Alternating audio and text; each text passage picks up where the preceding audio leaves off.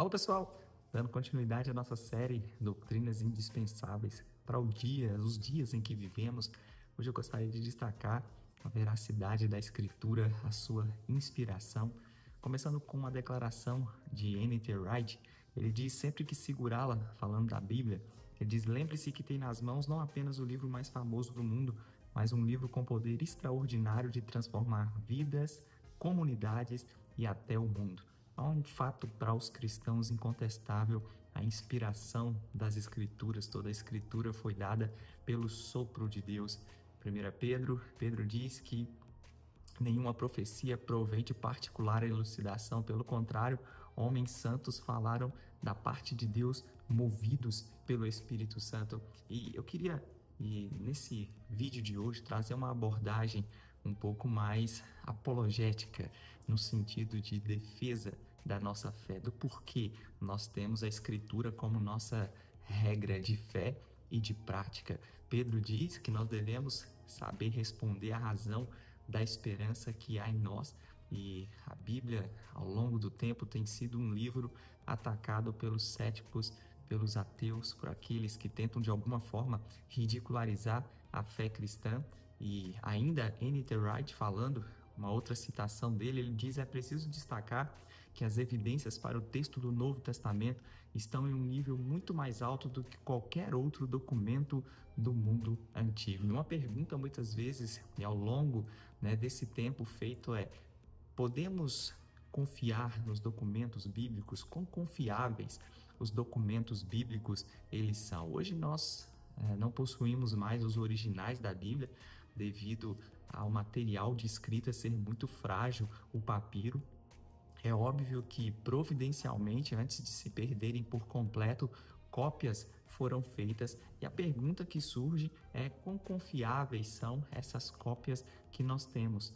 E é fato que através de um processo chamado prova bibliográfica, ou seja, o exame da transmissão textual pela qual os documentos antigos chegaram até nós, nós vamos ver que a Bíblia é um documento bem preservado historicamente e confiável. Considere, falando da prova bibliográfica, considere a seguinte metodologia. Número 1, quantos manuscritos sobreviveram ao longo do tempo? Número 2, qual o intervalo de tempo entre o original e as cópias existentes? Número 3, esses manuscritos têm apoio de outras literaturas em maior abundância? Número 4, quão coerentes eles são entre eles? E aplicada à Escritura, aplicada à prova bibliográfica, a Escritura não deixa dúvidas de que o documento bíblico do Novo Testamento ele se encontra em uma categoria muito mais elevada de confiabilidade do que qualquer outro documento antigo. Procurando responder a essas perguntas e aplicando a prova bibliográfica ao texto sagrado, ao texto do Novo Testamento, vamos responder a primeira pergunta, ou seja, quantos manuscritos sobreviveram ao longo da história? E a fidelidade do Novo Testamento se apoia numa quantidade enorme de evidências manuscríticas. As cópias em grego do Novo Testamento se acham preservadas em 5.686 manuscritos parciais ou completos que foram copiados à mão entre o século II em diante. Acrescenta-se a esse número mais de 10.000 manuscritos da Vulgata Latina. Existem também pelo menos 9.300 manuscritos em outras línguas, totalizando mais de 25.000 cópias e porções do Novo Testamento. Nenhum outro documento da história antiga sequer chega perto destes números que nós temos no que diz respeito ao Novo Testamento. Uma outra pergunta, aplicada, como eu disse, à prova bibliográfica, aplicada à Escritura, qual o intervalo de tempo entre o original e as cópias existentes? E percebemos ao estudar cuidadosamente que o Novo Testamento não desfruta só de um amplo número de cópias manuscríticas, mas possui manuscritos que foram copiados logo depois dos originais. Temos fragmentos de o Evangelho de João, capítulo 18, versos 31 a 33, 37, 38, datados de 117 a 138 depois de Cristo. Alguns outros encontrados entre 50 e 70 depois de Cristo. Esse é um pouco mais discutível, essas datas, mas o grande fato é que nós temos livros inteiros do Novo Testamento datados 200, 250 depois de Cristo, e essas duas informações por si só já são suficientes para que pudéssemos reconstruir o Novo Testamento à sua forma original com grande precisão. Você, ao comparar esses documentos da antiguidade, colocá-los lado a lado, número de cópias, somado também a esse fato, a essa verdade de lapso temporal, ou seja, um intervalo de tempo entre os originais e as suas cópias mais antigas. Por exemplo, se você pega, vamos tentar imaginar uma coluna, você tem aqui Homero, você tem, vou dar um exemplo da Ilíada de Homero, você tem um livro, a Ilíada, você tem a data original de 800 a.C. e a cópia mais antiga de 400 a.C. aproximadamente, com um lapso temporal de 400 anos, constando 643 cópias. Você pode talvez pensar em Platão, você tem data dos seus documentos originais 400 a.C., a cópia mais antiga 900 a.C., com um lapso temporal de 1350 anos, com um total somente de 8 cópias. São documentos que, né, sua confiabilidade não é questionada para a maioria, né, dos estudiosos de documentos antigos. Comparado ao Novo Testamento, você tem cópias, como eu disse, talvez mais discutíveis, entre 50 a 100 depois de Cristo. O número de cópias 90, olhando para o número de cópias que como eu disse, 5.600 mais 10.000, você chega ali próximo ao número de 25.000 cópias e porções do Novo Testamento, com um lapso temporal entre 50 e 100 anos, por si só, já provando a fidelidade do texto do Novo Testamento. A aplicação da prova bibliográfica ao Novo Testamento nos garante que temos, né, que existe nele maior autoridade de manuscrito do que qualquer outra peça de antiguidade, de literatura da antiguidade.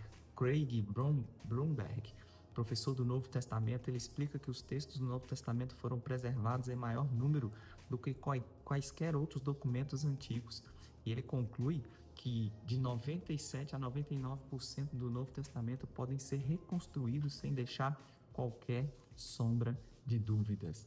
Essa prova bibliográfica aplicada à Escritura garante a confiabilidade do texto do Novo Testamento em tempos onde a Escritura e a verdade têm sido relativizada.